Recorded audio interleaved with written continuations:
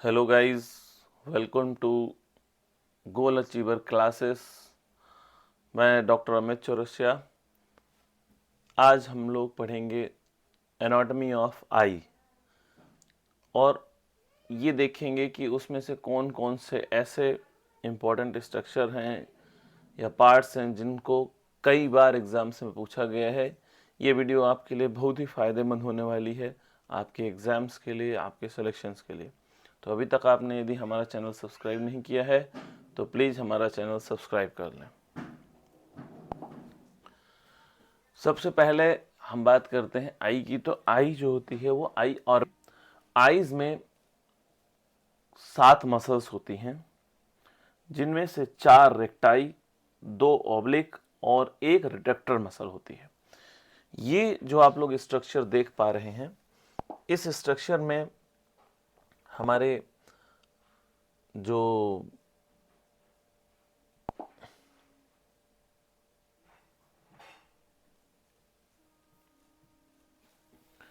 Muscles हैं वो देखेंगे। तो जो मसल्स हैं हमारी, वो एक है सुपीरियर ऑब्लिक और एक है इंफीरियर ऑब्लिक। ओके, ये हैं दो हमारी ऑब्लिक मसल्स। ठीक है। और जो रेक्टस हैं 4 हमारी, उनमें सुपीरियर रेक्टस जो सबसे ऊपर होगी, फिर इंफीरियर रेक्टस सबसे नीचे वाली, मीडियल बीच वाली और साइड में हमारी लैटरल रेक्टस आपको मिलेगी। इसके अलावा एक मसल और होती है रिट्रैक्टर मसल, जो कि इस वीडियो में हमें दिखाई नहीं दे रही क्योंकि ये 3D स्ट्रक्चर नहीं है। आगे बढ़ते हैं, हम बात करते हैं लैक्राइमल ग्लैंड की। तो जो लैक्राइमल ग्लैंड होती है हमारी आईज की, ये लैक्राइमल ग्लैंड हमारे आई के ऊपर पाई जाती है। ओके, इसको हम टीयर ग्लैंड भी कहते हैं। यहां से इस आईज के इनर कैंथर से, जैसे दूसरी आई जो होगी वो यहां पर होगी, तो आई के इनर कैंथस से एक नेज़ोलैक्राइमल डक्ट निकलती है। जैसे आई लगातार टीयर ग्लैंड्स के द्वारा मॉइस्ट होती रहती है, तो ये टीयर जाती कहाँ है? तो ये नेज़ोलैक्राइमल डक्ट के थ्रू नेजल में चली जाती है। ओके, हमेशा कई बार आप लोग जब अपने केसेस देखेंगे तो आप लोगों को पता चलेगा कि कई लोग इस चीज़ की कंप्लेन करने के लिए आते हैं आपके पास कि हमारे डॉग को सर बहुत ज़्यादा टीयरिंग हो रही है, specially in case of the when they are the young. तो होता क्या है, यही लैक्राइमल डक्ट जो होती है वो ब्लॉक हो जाती है। जब ये नेज़ोलैक्राइमल डक्ट ब्लॉक हो जाएगी तो जो आई के इनर कैंथस से जो टीयर बन रहे हैं वो कहाँ जाएंगे? वो यहाँ से बाहर होके गिरना शुरू हो जाएंगे। ठीक है। जिससे आईज के इनर कैंथस पर आपको ब्लैक स्पॉट्स भी देखने को मिलता है। ठीक है, तो आप हमेशा ध्यान रखिए कि ये प्रॉब्लम जो आ रही है नेज़ोलैक्रिमल डक्ट के कारण आती है। फिर आगे चलते हैं, हम इंटरनल स्ट्रक्चर ऑफ आई की बात यदि करें तो सबसे पहले इसमें ये 3 लेयर एस सी आर, मतलब स्क्लीरा, कोरोइड और रेटिना, इसका क्रम याद रखिएगा। ये एग्जाम में पूछा जाता है कि सबसे बाहर की लेयर कौन सी होती है, तो स्क्लीरा होती है। मिडिल लेयर कौन सी होती है? कोरोइड होती है। और सबसे अंदर की जो लेयर होती है उसको हम रेटिना बोलते हैं। ठीक है, ये रेटिना वही रेटिना है जो कि लाइट के लिए सेंसिटिव होती है, जो इमेज बनाती है हमारी। ठीक है, फिर इसमें और कुछ इंपॉर्टेंट चीज़ें हैं। जो हमारा सबसे ज़्यादा इंपॉर्टेंट पार्ट है इसका लेंस का, दैट इज आई का, वो है हमारा लेंस। ठीक है, ये कुछ ऐसा लेंस दिखाई देता है। फिर ये आइरिस है जिसको हम आई शटर भी बोलते हैं। ठीक है, जो आई कितनी ओपन होगी इस पर डिपेंड करता है। सबसे बाहर का जो एरिया आपको दिखाई दे रहा है दैट इज कॉर्निया, ट्रांसपेरेंट होता है, ये कॉर्निया कहलाता है। अब ध्यान देने वाली बात यह है कि कॉर्निया और इस लेंस के बीच का जो चेंबर है इसको हम एंटीरियर चेंबर बोलते हैं, जिसमें होता है एक्वस ह्यूमर। ओके, ये एक्वस ह्यूमर जो होता है ये सिलेरी बॉडी द्वारा सिक्रीट होता है। फिर यहाँ पे आप देखेंगे इस लेंस को, जैसे हमें क्या करना है, इमेज बनानी है। इमेज कहाँ बनानी है? इमेज बनानी है इस रेटिना के ऊपर। ये जो येलो कलर का आपको दिख रहा है, रेटिना के ऊपर येलो बनानी है, इमेज बनानी है। तो ये इमेज को बनाने के लिए मोटा और पतला होता है, ठीक है। तो मोटा और जो पतला होगा, तो इसको मोटा और पतला करने के लिए लगे होते हैं इसमें सस्पेंसरी लीगामेंट्स।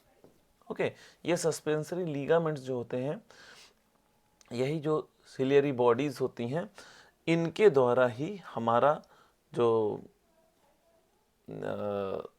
लेंस होता है वो मोटा और पतला होता है, जिसके कारण इमेज जो हम देख रहे होते हैं उसका फोकस हमारे रेटिना पर होता है।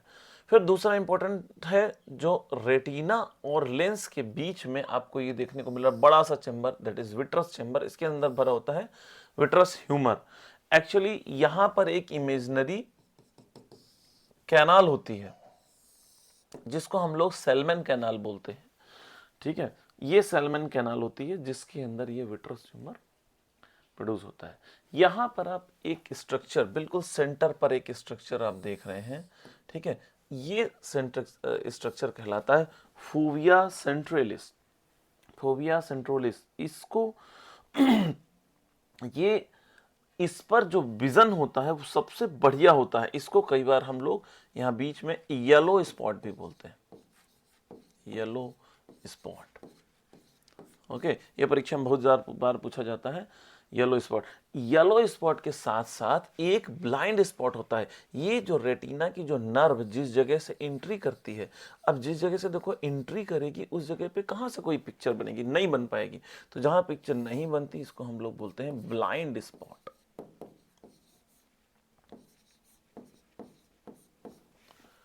ओके,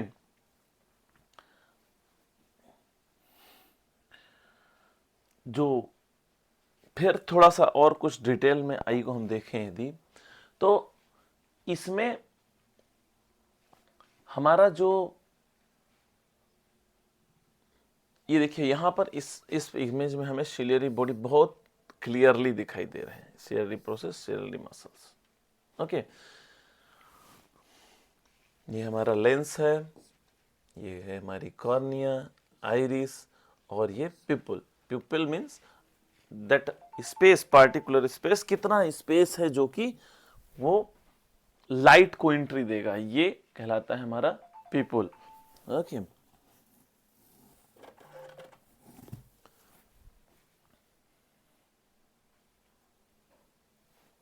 फिर यदि हम रेटिना की बात करें, तो रेटिना का स्ट्रक्चर जैसे अभी हमने पढ़ा कि सबसे बाहरी लेयर स्क्लीरा, फिर कोरोइड, और कोरोइड के बाद हमारी आती है रेटिना। तो रेटिना में हमारे क्या पाए जाते हैं भैया?